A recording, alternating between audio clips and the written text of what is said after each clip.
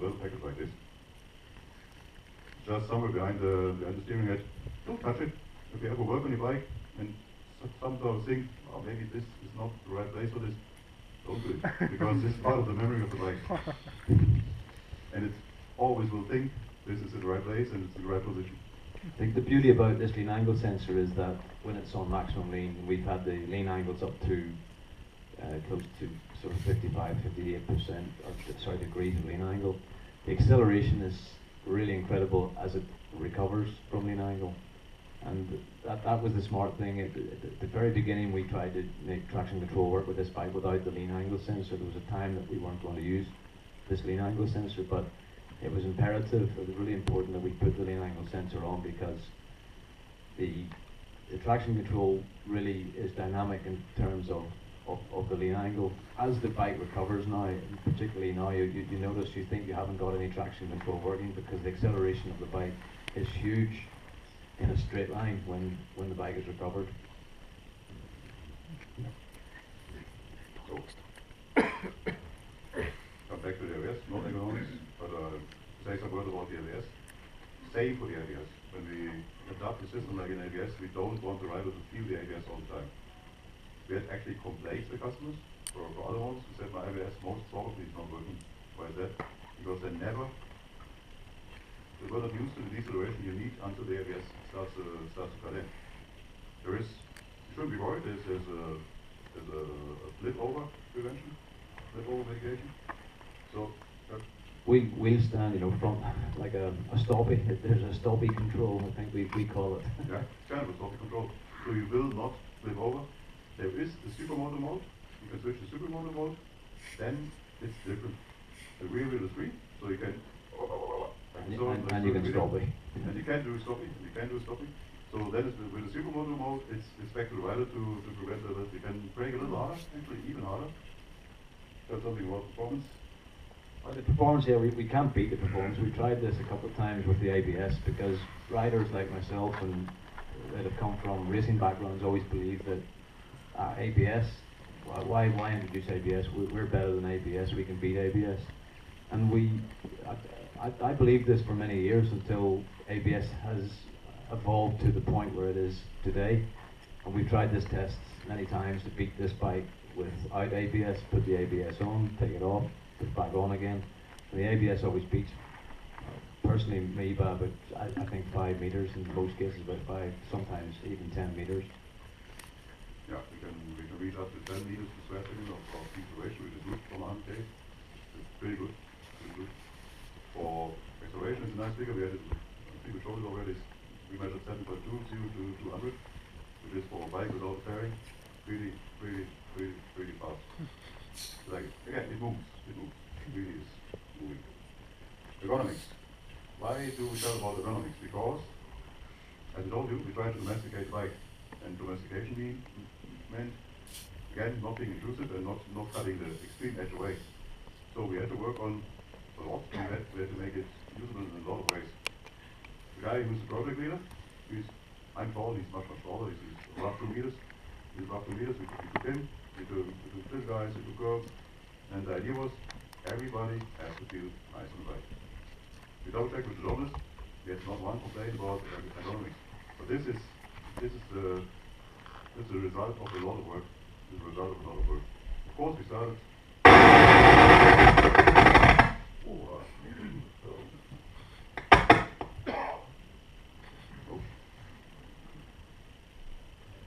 Try again.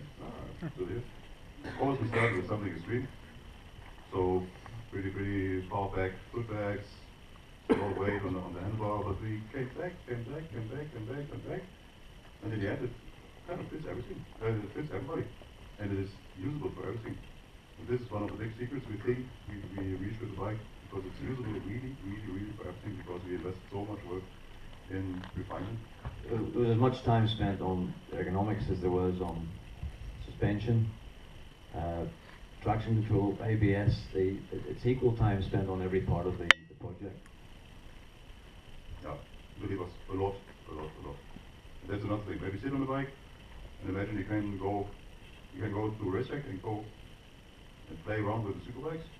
If we think we have the speed of the superbike, with the it's not a track like Mugello with a 1.2 kilometer straight. They of course suffer with the aerodynamics. Apart from that, on every twisty track, you play with the superbikes, it has the speed of the superbike. But you can go in the morning, short trousers, take some breakfast rolls for your wife. You can go to work easily through traffic. Bike feels nice. You can go on a tour, 500 kilometers. Nice. Put some luggage on because it's comfortable.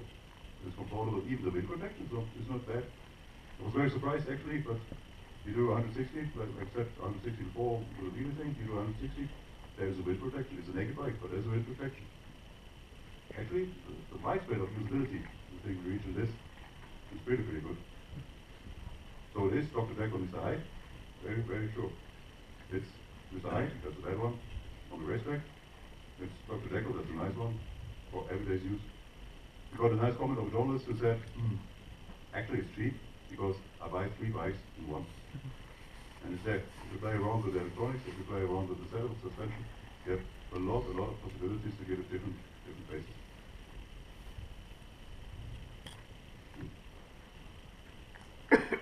And there we go. Okay. And over back turns again, and give it a try.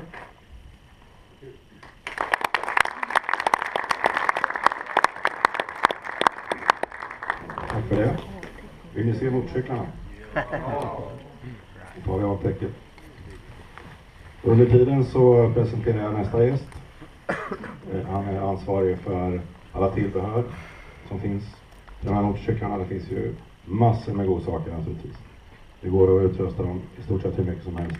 En varm applåd till Mattias Kumpf.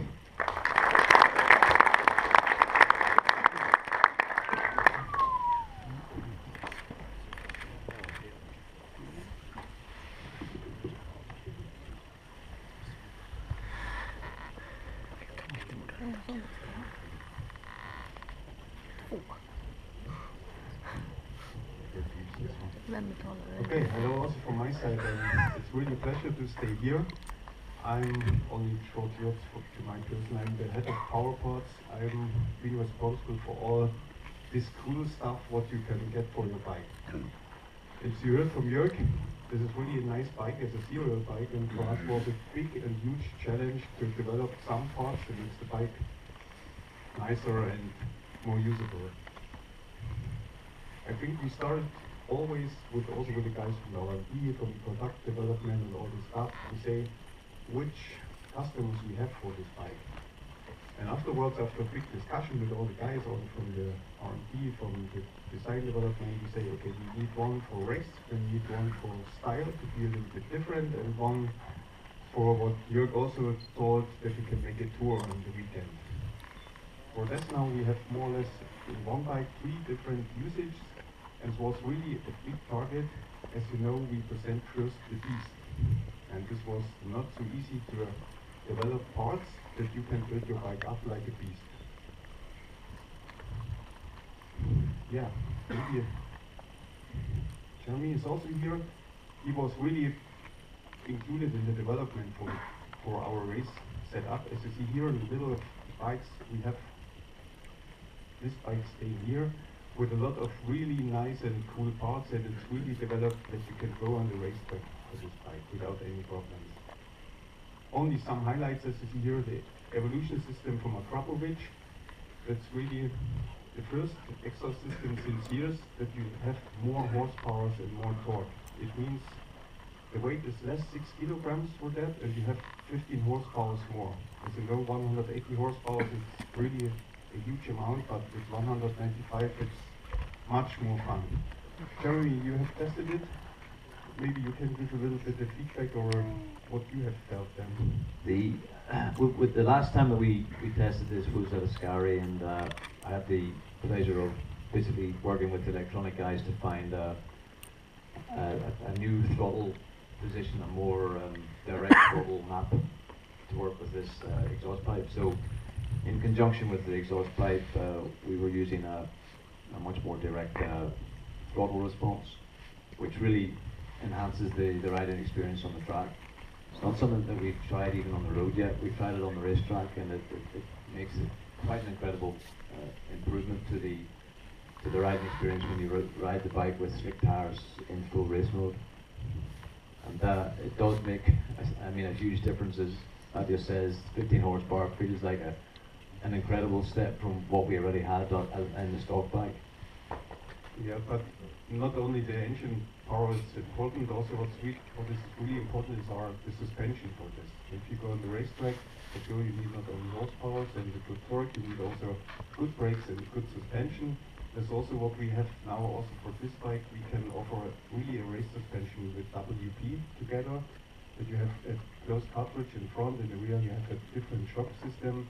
It's also developed with you together. You find also a good setting for it. This was really important because the slick tire offers so much grip on the N-Tech Dunlop. It offers so much grip that we actually had to even find a little bit more on the lean angle, basically a little bit more ground clearance. So what the new system offers is a 10 mil riding height increase, and how that's achieved is harder springs in the cartridge forks and a slightly harder spring in the rear suspension.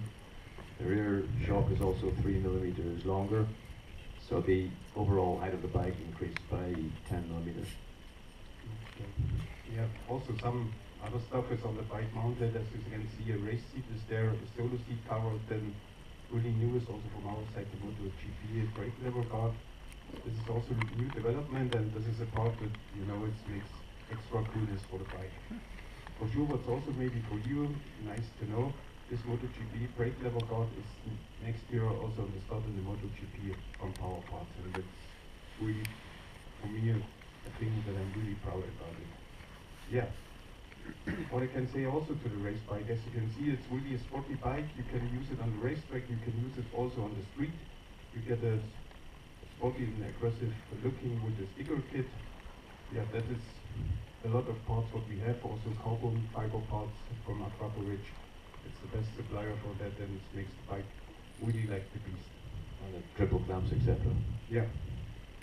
Okay, the next one is then more the style. For sure, not everyone will go like a racer on the street, but it should be also a little bit different from the design and from looking. You see, also you have it here in black, also here. We have also some good things on this. This is the ergo seat, the front and the rear, that you have a different feeling. Inside is a 3D mesh. It makes really a big difference to the normal seat. It's a little bit smaller and a little bit higher, and you have really a better feeling for it. Also, Jeremy tested this seat, and if you prefer it. I think this is my preferred seat. I'm not 100% sure why. Maybe it offers a little bit more grip or some reason, but every time we use this ergo seat, I always come back to it. I've tried all the other seats as well. I like the race seat, but it is a very racing feel. It's stiff like a full race kit seat. So I think this is my preferred one. Yeah. And also some orange CNC parts. As you know, KTM has really a long history in that, and a lot of the customers like it that you have some orange parts on it with KTM on it. Also really good one is the Akrapovic exhaust system. This is a slip-on. You can put it really on the bike and you can ride with it. And the unique one is the first Akrapovic that we have also Superduke sign on it. Because it was only unique that we had only Akrapovic, but now for Superduke and for this high premium product, we can promise that Akrapovic put the Superduke sign on it, and it's also a special feature for the customer. The first branded exhaust from KTM with Akrapovic together. Yeah, then we make the last one, that you see also that we have also the possibility to go on the tour with the Superduke. Normally all the customers and also you know more or less the beast, but for sure you can go also on a weekend trip together with your wife. We have developed especially new side cases, as you can see here in the picture, and a new rear back. It fits perfect on the bike. It needs only 5 minutes that you have it on the bike, and you can use it also for the normal tour. And for sure you go back, will go on the racetrack, you put it away and you can go racing. Also what we have is a bracket for your GPS. And yeah, that's more or less for the touring, the most common parts what we have. For sure, all other parts works also pretty well on the bike, but these are the most important parts. Yeah. Thank you very much. It was only a short one, and now I will introduce to come to us and take a look together with us on the bike, and if you have some questions, we are here to try to answer all your questions. Thank you.